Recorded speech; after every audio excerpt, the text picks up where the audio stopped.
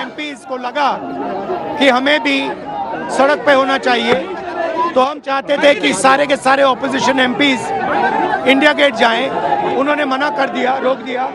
फिर हमने कहा कि 30 जनवरी जाना चाहते हैं। यहाँ पे इन्होंने ये बस लगा दी है और यहाँ पे ये बस लगा दी है और ड्राइवर मतलब निकल के छोड़ दिया बस को। यहाँ पे हम आगे नहीं जा पा रहे।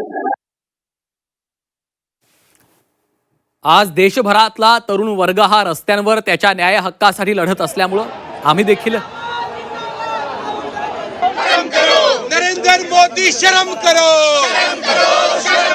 अरे छात्रों के सम्मान में, छात्रों के सम्मान में, छात्रों के सम्मान में,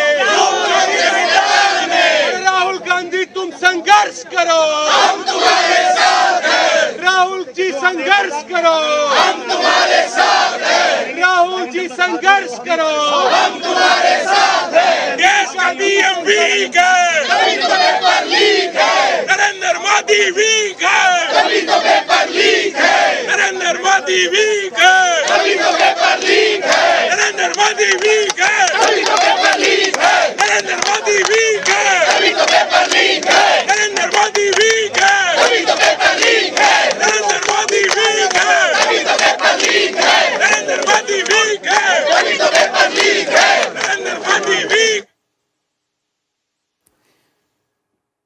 तर आपण पाहतोय आता ही जोरदार घोषणाबाजी आपल्याला पाहायला मिळते। पेपर फुटीच्या विरोधात पेपर फुटीचा निषेध नोंदवण्यासाठी आपण पाहतोय की विरोधकांकडून आता हे आंदोलन केलं जात आहे। जोरदार घोषणाबाजी त्या ठिकाणी आपल्याला पाहायला मिळते। तर दुसरीकडे एका बसमधून राजघाटाकडे राहुल गांधी यांच्यासह इंडिया आघाडीचे खासदार निघालेले आहेत। Are supporting the registration.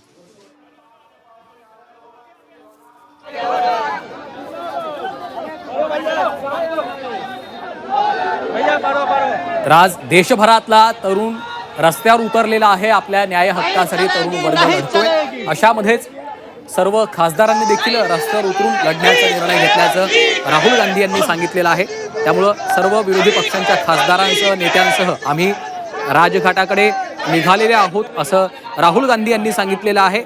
अहिंसेच्या मार्गाने आमचा संपूर्ण लढा सुरू आहे असं देखील राहुल गांधींनी स्पष्ट केलं। होने को आए भारतीय लोकतंत्र के और इस भारत के लोकतंत्र में जिस तरह रोज लोकतंत्र की हत्या हो रही है, जिस तरह से जिस निर्ममता से बच्चों के साथ अत्याचार हुआ, छोटी बच्चियों के साथ अत्याचार हुआ, व्यवहार हुआ, वो बेहद निंदनीय है। जिसकी इतनी कड़ी शब्दों में भर्त्सना की जाए वो कम है। आज हमने देखा, कल भी हमने प्रदर्शन किया था, आज फिर प्रदर्शन है।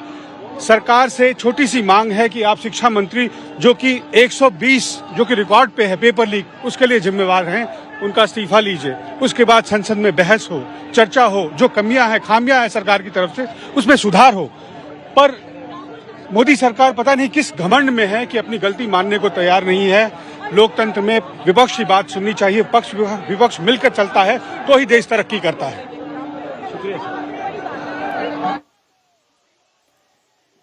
तर आपण पाहतोय विरोधकांच्या मागण्या सरकारनं ऐकून घेणं अत्यंत गरजेचे आहे आणि या सर्व मुद्द्यांवर संसदेत देखील चर्चा होणं अपेक्षित आहे। सरकारकडनं आम्हाला या संदर्भात उत्तर मिळणं देखील अपेक्षित असल्याचं या सर्व विरोधकांचं म्हणणं आपण ऐकतोय।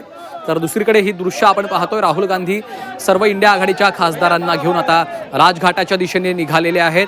सरकार पेपर फुटीच्या मुद्द्यांवर चर्चा करायला तयार नाहीये।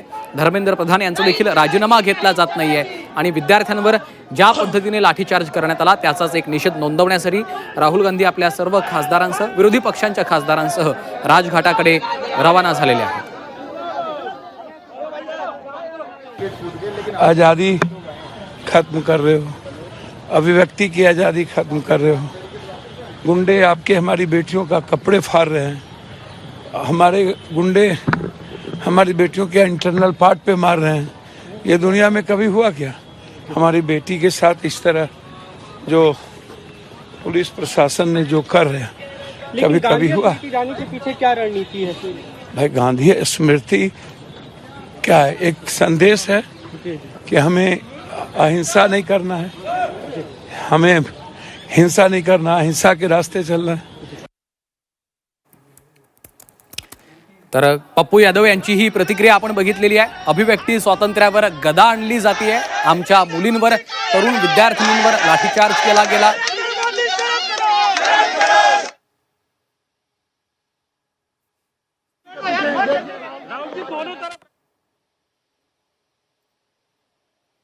If that news is तर आपण पाहतोय राहुल गांधी यांचा हा ताफा, इंडिया आघाडीचे सर्व खासदार यांना घेऊन राहुल गांधी हळूहळू त्यांचा संपूर्ण ताफा ही बस पुढे सरकताना आपल्याला पाहायला मिळते. बॅरिकेडिंग करण्यात आलेलं होतं. पोलिसांचा एक मोठा फौज फाटा या संपूर्ण परिसरात तैनात करण्यात आलेला होता. सुरुवातीला आमची बस रोखण्याचा प्रयत्न झाला असा देखील आरोप राहुल गांधी यांनी केलेला आहे. आणि त्यानंतर आता सर्व विरोधी पक्षांच्या खासदारांना घेऊन, इंडिया आघाडीच्या खासदारांना घेऊन राहुल गांधी हे आता राजघाटाच्या दिशेने निघालेले आपल्याला पाहायला मिळतात. या दृश्यांच्या माध्यमातून तिथे जाऊन कॅन्डल मार्च काढला जाणार असं देखील समजतं आहे. बससोबत मोठ्या संख्येने काँग्रेसचे आणि विरोधी पक्षांचे कार्यकर्ते, पदाधिकारी आपल्याला दिसत आहेत. जोरदार घोषणाबाजी या ठिकाणी आपल्याला ऐकायला येते.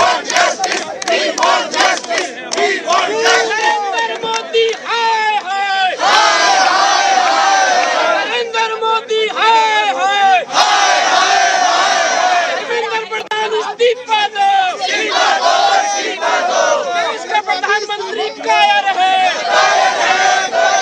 देश का प्रधानमंत्री काया रहे।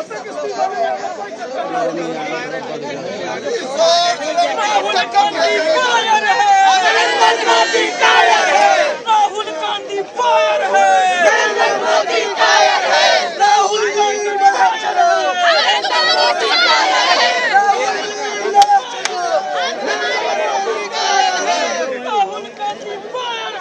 नरेंद्र मोदी काया रहे,